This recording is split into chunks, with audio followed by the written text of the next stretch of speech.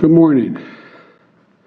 I just signed a request to Congress for critical security, economic, and humanitarian assistance to help Ukraine continue to counter Putin's aggression and at a very pivotal moment. We need this bill to support Ukraine in this fight for freedom, and our NATO allies, our EU partners, they're going to pay their fair share of the cost as well, but we have to do this. We have to do our part as well in leading the alliance. The cost of this fight is not cheap, but caving to aggression is going to be more costly if we allow it to happen. We either back Ukrainian people as they defend their country, or we stand by as the Russians continue their atrocities and aggression in Ukraine. Every day the Ukrainians pay for the price, and the price they pay is with their lives for this fight. So we need to contribute arms, funding, ammunition, and the economic support to make their courage and sacrifice have purpose so they can continue this fight and do what they're doing. It's critical this funding gets approved and approved as quickly as possible. You know, long before Russia launched its brutal invasion, I made clear how the United States would respond. Predicted they would invade, and they surely did. We said we'd not send U.S. troops to fight Russian troops in Ukraine, but we would provide robust military assistance and try to unify the Western world against Russia's aggression. I said I would impose powerful sanctions on Russia and that we destroy this myth that somehow they could continue to move without the rest of the world acting. That we deploy additional forces to defend NATO territories, particularly in the east along the Russian and Belarus borders. That's exactly what we said we would do, and we did. But despite the disturbing rhetoric coming out of the Kremlin, the facts are plain for everybody to see. We're not attacking Russia. We're helping Ukraine defend itself against Russian aggression. And just as Putin chose to launch this brutal invasion, he could make the choice to end this brutal invasion. Russia is the aggressor. No ifs, ands, or buts about it. Russia is the aggressor, and the world must and will hold Russia accountable. Russia's continued assault is yielding immense human cost. We've seen them leave behind horrifying evidence of their atrocities and war crimes in the areas they try to control. And as long as the assaults and atrocities continue, we're going to continue to supply military assistance. And I might note parenthetically, you know, there's a dinner this weekend, Celebrate the Press. Think of what the American press has done. The courage it's taken to stay in these war zones. The courage it's taken to report every single day. I've always had respect for the press, but I can't tell you how much respect I have watching them in these zones where they're under fire, risking their own lives to make sure the world hears the truth. Imagine if we weren't getting that information. It'd be a different world. It'd be a different circumstance. In the past 2 months, Russia launched its brutal attack and has moved weapons and equipment to Ukraine. We've moved weapons and equipment to Ukraine in record speed. Thanks to the aid we provided, Russian forces have been forced to retreat from Kyiv. Doesn't mean they're not going to try to come back, but they've retreated thus far. We've sent thousands of anti-armor, anti-missiles, helicopters, drones, grenade launchers, machine guns, rifles, radar systems. More than 50 million rounds of ammunition. The United States alone has provided 10 anti-armor systems for every Russian tank that is in Ukraine, 10 to 1. We're providing Ukraine significant, timely intelligence to help them defend themselves against the Russian onslaught. And we're facilitating a significant flow of weapons and systems to Ukraine from our allies and partners around the world, including tanks, artillery, and other weapons. That support is moving with unprecedented speed. Much of the new equipment we've announced in the past 2 weeks has already gotten to Ukraine, where it can be put to direct use on the battlefield.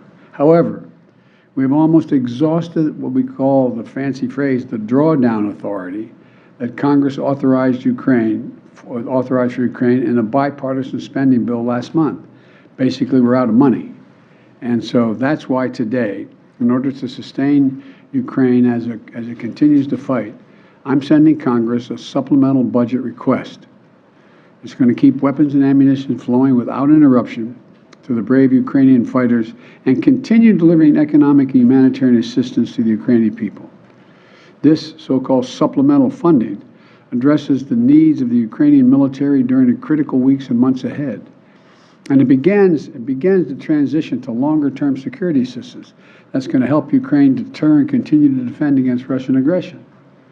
This assistance would provide even more artillery, armored vehicles, anti-armored systems, anti-air capabilities that have been used so effectively thus far in the battlefield by the Ukrainian warriors. You know, and it's going to deliver much-needed humanitarian assistance as well as food, water, medicine, shelter, and other aid to Ukrainians displaced by Russia's war, and provide aid for those seeking refuge in other countries from Ukraine. It's also going to help schools and hospitals open. It's going to allow pensions and social support to be paid to the Ukrainian people so they have something in their pocket. It's also going to provide critical resources to address food shortages around the globe. Ukraine was one of the world's largest agricultural producers. It typically grows 10% of all the wheat that's shipped around the world. Putin has asserted sanctions are blocking food from Ukraine and Russia getting on the market, the sanctions we've imposed on Russia. Simply not true. Putin's war, not sanctions, are impacting the harvest of food and disrupting the movement of that food by land and sea to nations around the globe that need it. This funding is going to help ease rising food prices at home as well and abroad caused by Russia's war in Ukraine. It's going to help support American farmers produce more crops like wheat and oilseed, which is good for rural America, good for the American consumer, and good for the world. And this supplemental request will use the Defense Production Act to expand domestic production and the reserve of critical materials like nickel and lithium that have been disrupted by Putin's war in Ukraine and that are necessary to make everything from defense systems to automobiles. And I hope Congress will move on this funding quickly. I believe they will. I want to thank Congress, Democrats and Republicans, for their support of the people of Ukraine. And next week, I will be in Alabama to visit Lockheed Martin plant that manufactures the Javelin anti-tank missile we've been sending to Ukraine, and to thank the American workers, thank them for producing the weapons that help stop Russia's advances in Ukrainian cities like Kyiv. Their hard work has played a critical role in ensuring Putin's strategic failure in Ukraine, and they should know that we know it. In addition to this supplemental funding, I'm also sending to Congress a comprehensive package that will enhance our underlying effort to accommodate the Russian oligarchs and make sure we take their ill-begotten gains. We're going to accommodate them. We're going to seize their yachts, their luxury homes, and other ill-begotten gains of Putin's kleptocracy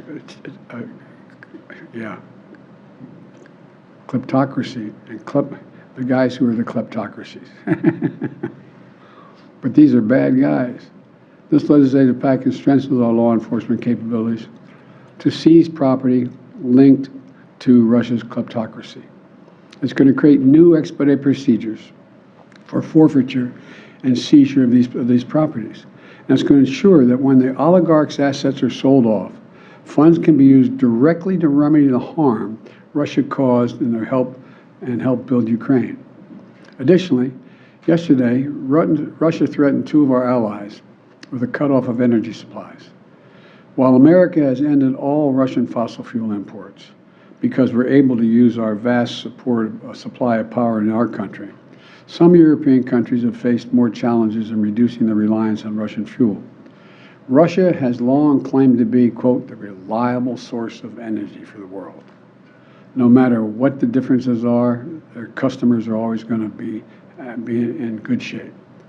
But these actions prove that energy is not just a commodity that Russia sells to help meet other countries' needs, but a weapon we use to deploy against those who stand against their aggression. So let me be clear. We will not let Russia intimidate or blackmail their way out of these sanctions. We will not allow them to use their oil and gas to avoid consequences for their aggression. We're working with other nations like Korea, Japan, Qatar, and others to support our effort to help European allies threatened by Russia with gas, blackmail, and their energy needs in other ways. Aggression will not win. Threats will not win.